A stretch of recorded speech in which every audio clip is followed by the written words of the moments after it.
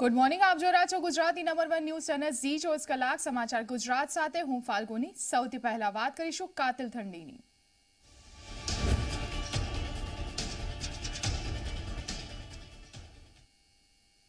ગુજરાતમાં ઠંડીનું જોર સતત વધી રહ્યું છે। ગુજરાતમાં હાલ સૌથી વધુ ઠંડી નલિયામાં પડી રહી છે। કચ્છના નલિયામાં 3.8 ડિગ્રી તાપમાન નોંધાયું છે, જ્યારે ડીસાનું તાપમાન 8.8 ડિગ્રી, ભુજનું તાપમાન 9.9 ડિગ્રી, રાજકોટમાં 10.3 ડિગ્રી, ગાંધીનગરમાં 10.5 ડિગ્રી, કેશોદમાં 11 ડિગ્રી તો અમદાવાદમાં 12.9 ડિગ્રી તાપમાન નોંધાયું છે।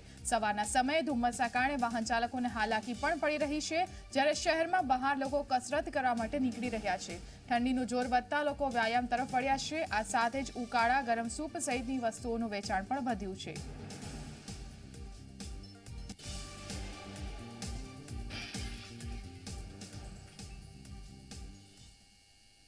એચટાટ આચાર્યો દ્વારા જુદા જુદા જિલ્લાઓમાં થતા આંદોલનને હાલ પૂરતા મોકૂફ રાખવાનો નિર્ણય લેવામાં આવ્યો છે। મહત્વના સમાચાર, સરકાર સાથે વાતચીત બાદ જો મુદ્દાઓ ન ઉકેલાય તો આગામી રણનીતિ ઘડવામાં આવશે। આવું એચટાટ આચાર્યોના પ્રમુખે ગાંધીનગર ખાતે ગુજરાત રાજ્ય પ્રાથમિક શિક્ષક સંઘ તેમજ એચટાટ આચાર્યોની બેઠક મળી હતી। રાજ્યભરના એચટાટ અગ્રણીઓને પ્રાથમિક શિક્ષક સંઘના પ્રમુખને રજૂઆત કરી। એચટાટ આચાર્યોની રજૂઆત બાદ સરકાર સાથે શિક્ષક સંઘ તરફથી ચર્ચા પણ કરવામાં આવશે। ઉચ્ચતર પગાર ધોરણ સંદર્ભે મળીને સરકારને રજૂઆત કરવાની પણ તેમણે વાત કહી છે।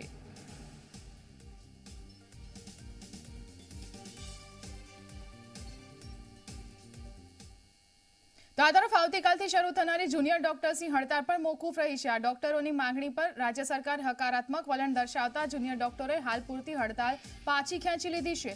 રાજ્ય સરકારે આગામી 7 દિવસમાં વાતચીત કરી મુદ્દાઓનો ઉકેલ લાવવાની બાંહેધરી આપી છે। નાયબ મુખ્યમંત્રી નીતિન પટેલ, આરોગ્ય વિભાગના અધિકારીઓ તેમજ જુનિયર તબીબો સાથે બેસીને નિરાકરણ લાવવામાં આવશે। ઇન્ટર્ન તબીબો બાદ હવે રાજ્ય સરકાર જુનિયર ડોક્ટર્સની માંગણીઓ ઉકેલવા પણ તૈયાર થઈ ગઈ છે। જુનિયર ડોક્ટરોની માંગણી છે કે વર્ષ 2018-19 અને ચાલુ વર્ષી બેચના રેસિડેન્ટ અને જુનિયર ડોક્ટરોએ કોવિડ હોસ્પિટલમાં ફરજ બજાવી છે તો 1 વર્ષના બોન્ડ તથા સિનિયર રેસિડેન્ટશીપનો લાભ મળે। જે ડોક્ટરોએ સ્નાતક, અનુસ્નાતક કે સુપર સ્પેશિયાલિસ્ટ ગુજરાત રાજ્યમાં બોન્ડેડ ઉમેદવાર તરીકે કામ કર્યું હોય તેઓ પાસેથી ફક્ત છેલ્લા અભ્યાસક્રમના બોન્ડની સેવા જ લેવામાં આવે। બોન્ડેડ ઉમેદવારોને તેમના વિષય મુજબ સ્પેશિયાલિસ્ટ ડોક્ટર તરીકે ફરજનું સ્થળ આપવામાં આવે। કોઈપણ સંજોગોમાં તેમને મેડિકલ ઓફિસર તરીકે ફરજ ન આપવામાં આવે। સરકાર બોન્ડ વિષયક તથા પીજી રેસિડેન્ટ વિષયક નિર્ણય લેતી વખતે જુનિયર રેસિડેન્ટ ડોક્ટરના સભ્યને પણ સાથે રાખે।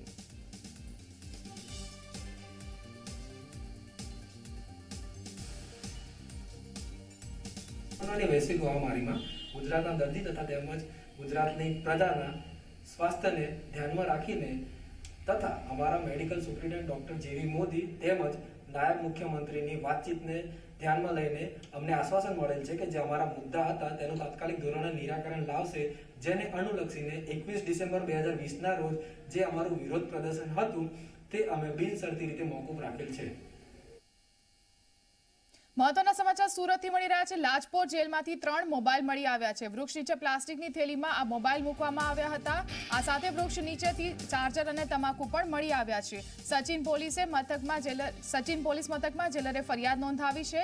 IMEI નંબરના આધારે મોબાઈલ અંગેની તપાસ પણ શરૂ કરવામાં આવી છે। આ પહેલા નારાયણ સાંઈ પાસેથી પણ મોબાઈલ મળી આવ્યો હતો।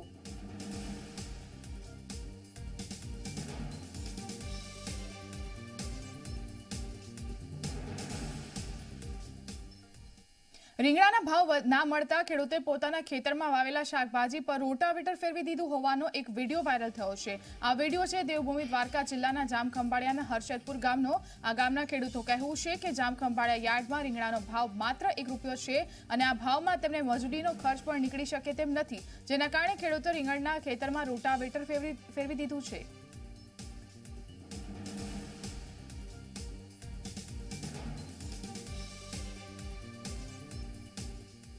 5 જાન્યુઆરીના રોજ યોજાનારી મહેસાણા દૂધસાગર ડેરીની નિયામક મંડળની ચૂંટણીનું ફોર્મ ભરવાની પ્રક્રિયા પૂર્ણ થઈ ગઈ છે। વિસનગર પ્રાંત કચેરી ખાતેની આ પ્રક્રિયા ચાલી રહી હતી, જે પૂર્ણ થઈ ગઈ છે। 3 દિવસથી ફોર્મ ભરવાની કામગીરી ચાલી રહી હતી। અંતિમ દિવસે નિયામક મંડળની કુલ 15 સભ્યોની ચૂંટણીમાં 123 ઉમેદવારોએ 132 ફોર્મ ભર્યા છે। તમામ ફોર્મની ચકાસણી આજે કરવામાં આવશે।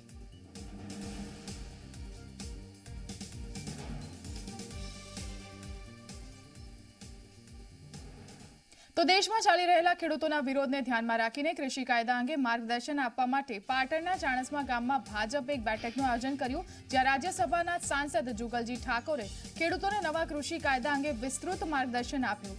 નવા કૃષિ કાયદાથી ખેડૂતોને શું લાભ થશે તે પણ તેમણે જણાવ્યું। સાથે જ કોંગ્રેસ પર આક્ષેપ કરતા કહ્યું કે તેઓ ખેડૂતોને ગુમરાહ કરી રહ્યા છે।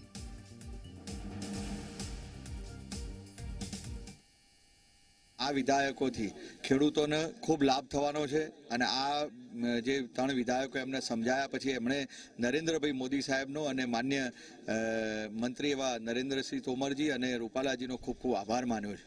કોંગ્રેસ અને એમના સાથી મિત્રો એ લોકો જાણી જોઈને ખેડૂતોને ગુમરાહ કરી રહ્યા છે, ખેડૂતોને કોઈ પણ રીતે હાથો બનાવી રહ્યા છે।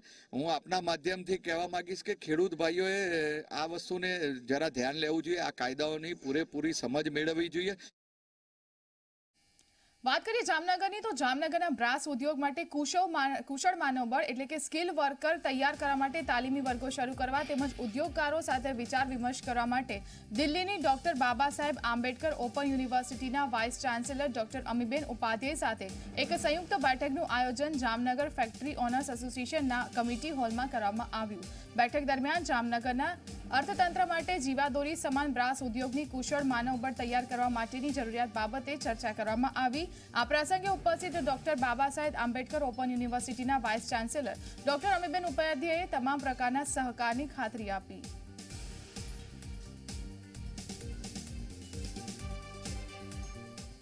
જ્યારે જામનગરની અંદર 5 થી 6,000 યુનિટો છે, ડાયરેક્ટ 1.5 લાખ લોકોને રોજીરોટી અને ઇનડાયરેક્ટ 3 લાખ લોકોને રોજીરોટી આપતો અમારો બ્રાસ ઉદ્યોગ, જ્યાં ચશ્માના ઇન્જીસથી લઈ અને પ્લેન પાર્ટ સુધી જામનગર બનાવે છે અને ટોટલી પ્રોડક્શનમાં લગભગ 15% જેવું એક્સપોર્ટ છે અને માસિક 250 કરોડનું ટર્નઓવર ધરાવતો અમારો આ બ્રાસ ઉદ્યોગ વધારે વેગવંતો બને અને જે પણ અત્યારે સ્કિલ ડેવલપિંગની જરૂર છે ત્યારે આજે ડોક્ટર અમીબેન ઉપાધ્યાય પધાર્યા છે। તો અહીંની જે ઇન્ડસ્ટ્રીઝ છે કે ગુજરાતની ઇન્ડસ્ટ્રી છે એમાં ત્યાં જે પ્રકારના મેન પાવરની જરૂર છે, જે સ્કિલની જરૂર છે, તેને ક્યાંક અમે પૂરો પાડી શકીએ, અમે ટ્રેનિંગ આપી શકીએ। તો યુનિવર્સિટી એ પ્રયાસની દિશામાં છે અને આજે માટે એટલા માટે તે ખાસ કરી એક ક્ષેત્ર સાથે જોડાયેલા જે લોકો છે એની સાથે એક વાર્તાલાપ રાખ્યો હતો કે એ લોકોની જરૂરિયાત શું છે, એ ઇન્ડસ્ટ્રી ઉદ્યોગ છે તેની જરૂરિયાત શું છે, એ મેન પાવરને કયા પ્રકારની સ્કિલ જોઈએ, કયા પ્રકારના મશીનની ટ્રેનિંગ જોઈએ અને સાથે જ્યારે તે લોકો એબ્સોર્બ થાય છે, ઇન્ડસ્ટ્રીમાં જાય છે ત્યારે લગભગ તેઓને મહેનતાણું કે કમાણી કેટલી મળે તેની માટે આજે એક વાર્તાલાપ રાખ્યો હતો।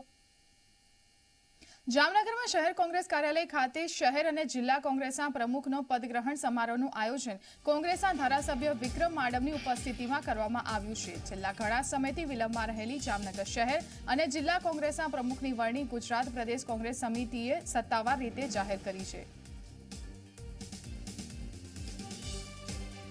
જામનગર મહાનગરપાલિકાની જે ચૂંટણીઓ આવી છે એ ચૂંટણી અનુલક્ષીએ જે જામનગર શહેર કોંગ્રેસ કાર્યાલય આજે ચાર્જ સંભાળી અને આવતા દિવસોમાં ભાજપ સામે કેમ જીતવું એની રણનીતિ, સૌર કોંગ્રેસ પાર્ટી અને સંગઠન કેમ મજબૂત કરવું આવતા દિવસોમાં એની રણનીતિ બનાવવામાં આવશે।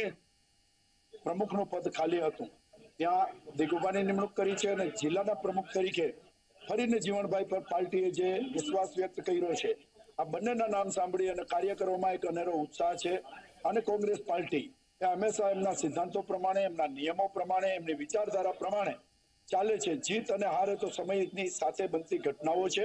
અમે ક્યારેય અમારા સિદ્ધાંતોની બાંધછોડ કરી નથી, અમારા નિયમોની અંદર કોઈ બાંધછોડ કરી નથી। અને બંને પ્રમુખો એ યંગ છે, એમના ઉપર પાર્ટીને વિશ્વાસ છે, એના પર પ્રજાને વિશ્વાસ છે અને અમને ભરોસો છે કે આ બંને પ્રમુખો પોતપોતાના ક્ષેત્રની અંદર કોર્પોરેશન પર કબજે કરશે અને જિલ્લા પંચાયત જામનગરની પણ કબજે કરશે। વાત હવે કરીશું દીપડાની દહેશત પર।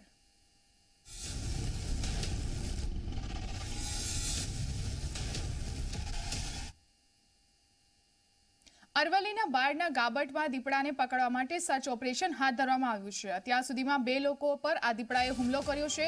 ગાંધીનગર અને ગીર ફાઉન્ડેશનની ટીમે સર્ચ ઓપરેશન કર્યું છે. આ સર્ચ ઓપરેશન માટે આણંદથી પણ રેસ્ક્યુ ટીમ બોલાવવામાં આવી છે. માલપુર, ધનસુરા, બાળ, મોડાસામાં સર્ચ ઓપરેશન છે. દીપડો હોવાની શક્યતા હોય તેવા સ્થળે પાંજરા પણ મૂકવામાં આવ્યા છે. અરવલ્લીમાં દીપડો પકડવા માટે સ્થાનિકો અને વન વિભાગની ટીમ વચ્ચે ઘર્ષણ પણ થયું હતું. વન વિભાગે સ્થાનિકોને લાઇટ બંધ રાખવા સૂચના આપી હતી, જે બાદ ઘર્ષણ થતા આ મામલે બાયડના ધારાસભ્યએ આરએફઓ સાથે વાત પણ કરી હતી, જેમાં તેમણે કહ્યું હતું કે સલામતી માટે તેમણે આવું સૂચન કર્યું છે. તેઓ સતત દીપડાને પકડવાના પ્રયાસો પણ કરી રહ્યા છે.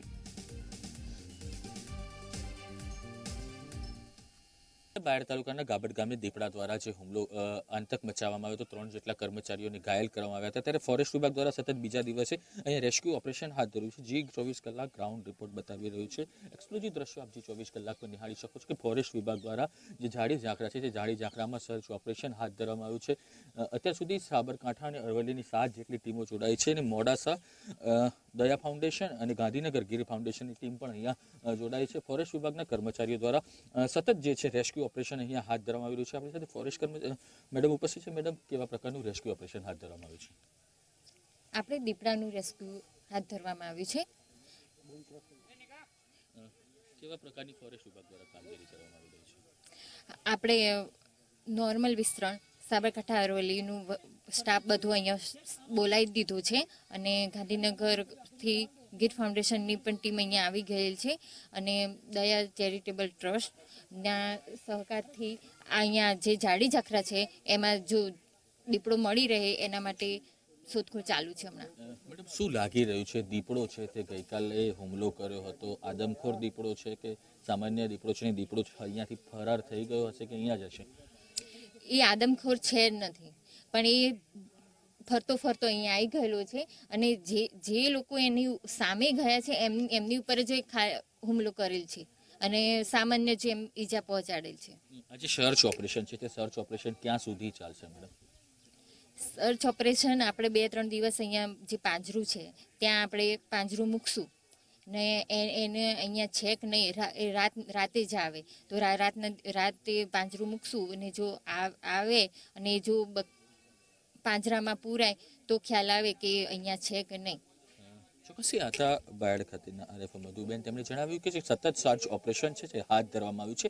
2 જેટલા પાંજરા મૂકવામાં આવ્યા છે. દીપડો છે તે આદમખોર દીપડો નથી, ક્યાંકથી જંગલોમાંથી અહીંયા શિકારની શોધમાં આવી ચડ્યો છે, પરંતુ ક્યાંક ને ક્યાંક જે ગામજનો છે તે ગામજનોમાં હાલ ભયનો માહોલ જોવા મળી રહ્યો છે. 7 જેટલી જે ટીમો છે તે ટીમો દ્વારા રેસ્ક્યુ ઓપરેશન હાથ ધરવામાં આવ્યું છે અને જ્યાં સુધી આ દીપડો ના મળે ત્યાં સુધી ફોરેસ્ટ વિભાગની ટીમ સતત અહીંયા કામ કરશે અને 3 દિવસ હજુ પણ રેસ્ક્યુ ઓપરેશન હાથ ધરવામાં આવશે.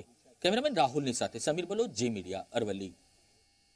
બુલેટિનમાં લઈશું એક બ્રેક બાદ વાત કરીશું પંચમહાલમાં કેવી રીતે માનવભક્ષી દીપડાએ મચાવ્યો છે આતંક.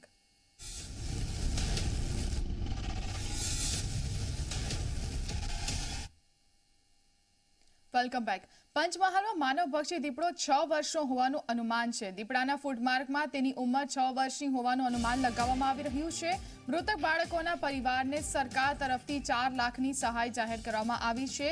પાછરડીના માલિકને 16,000 રૂપિયાની સહાય કરવામાં આવી છે તો ઈજાગ્રસ્તોને પણ વળતર ચૂકવવામાં આવશે. દીપડાને પકડી પાડવા માટે સુરતથી એક્સપર્ટની ટીમ બોલાવાઈ છે.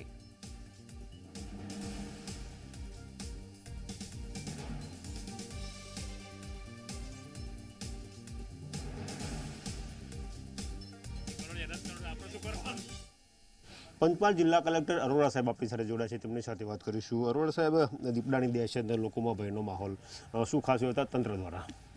એમાં ફોરેસ્ટ વિભાગ એની તમામ કામગીરી કરી રહી છે. ઘણી 5 ટીમો જેટલી એક્ટિવ છે, જે ટ્રેકિંગની સાથે સાથે પિંજરા મૂકવા, ટ્રેપ કેમેરાઝ મૂકવા, સીસીટીવી કેમેરા મૂકવા અને સાથે સાથે લોકોમાં જનજાગૃતિ લાવવાની તમામ કામગીરી કરી રહી છે.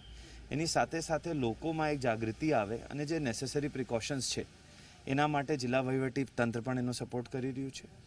એની સાથે સાથે જે વહીવટી પ્રક્રિયા એમાં ઇન્વોલ્વ છે કે જ્યાં જો એ વિક્ટિમ્સ છે એને કોમ્પન્સેશન તરત મળી જાય એના માટે જે પીએમ વગેરેની કામગીરી છે એને પણ આપણે ઝડપથી તરત કરી રહ્યા છે, જેથી જે લોકોને વળતર મળવાપાત્ર છે તરત એમને મળી જાય. કોઈ ખાસ અપીલ જનતાને? લોકોને ખાસ એટલી જ મારી અપીલ છે કે જે પ્રભાવિત વિસ્તાર છે, 5-7 ગામનો ક્લસ્ટર છે, ત્યાં સાંજ પછી અને વહેલી સવારે એકલા બહાર ના નીકળે, નાના બાળકોને ઢોર ચરાવવા જંગલમાં ના મૂકે અને જ્યાર સુધી દીપડો ના પકડાય ત્યાર સુધી થોડું ઘરમાં નાના બાળકોને એકલા મૂકવાનું ટાળે. જે બે બાળકોના મોત છે એના કમ્પન્સેશનમાં કેટલું વળતર મળશે સરકાર તરફથી? એ મળી ગયું છે બંને બાળકોને. 4-4 લાખ રૂપિયા ઓલરેડી ફોરેસ્ટ ડિપાર્ટમેન્ટ તરફથી આપી દેવામાં આવેલા છે અને જે એક વાછડીનું મારણ થયું હતું એમાં 16,000 રૂપિયા એને ચૂકવી દેવામાં આવેલા છે ફોરેસ્ટ ડિપાર્ટમેન્ટ તરફથી. એના સિવાય પણ જે વળતર હશે, જે કેસીસ છે એના આપી દેવામાં આવશે તરત. આભાર. તો આ હતા અરોરા સાહેબ, જેનું સ્પષ્ટ કહેવું છે કે જે બે બાળકોના મોત દીપડાના હુમલાના કારણે થયા હતા તેમને વળતર ચૂકવવામાં આવ્યું છે. જે વાછડીનું મોત થયું હતું દીપડાના હુમલાના કારણે તેમને પણ વળતર ચૂકવાયું છે અને આગામી પણ જો આવું કોઈ બનાવશે તો સરકાર તરફથી જે સહાય થતી છે તે કરવામાં આવશે. કેમેરા પર્સન અરવિંદ સોલંકી સાથે ગૌરવ પટેલ, ઝી મીડિયા. પંચમહાલ જિલ્લાના ડીએફઓ ML મીણા સાહેબ આપણી સાથે જોડાયા છે, તેમની સાથે વાત કરીશું. મીણા સાહેબ, દીપડાનો આતંક કેટલાક દિવસથી જોવા મળે છે, શું માહિતી મળી છે અને કયા પ્રકારની કાર્યવાહી ચાલી રહી છે? पिछले 8-10 दिन से जितना भी हम देख रहे हैं कि एक लेपर्ड जो है उसने शुरुआत में 2 बच्चों को जो है उसने डेथ किया था और उसके बाद जो है 3-4 लोगों को उसने इंजरी किया है.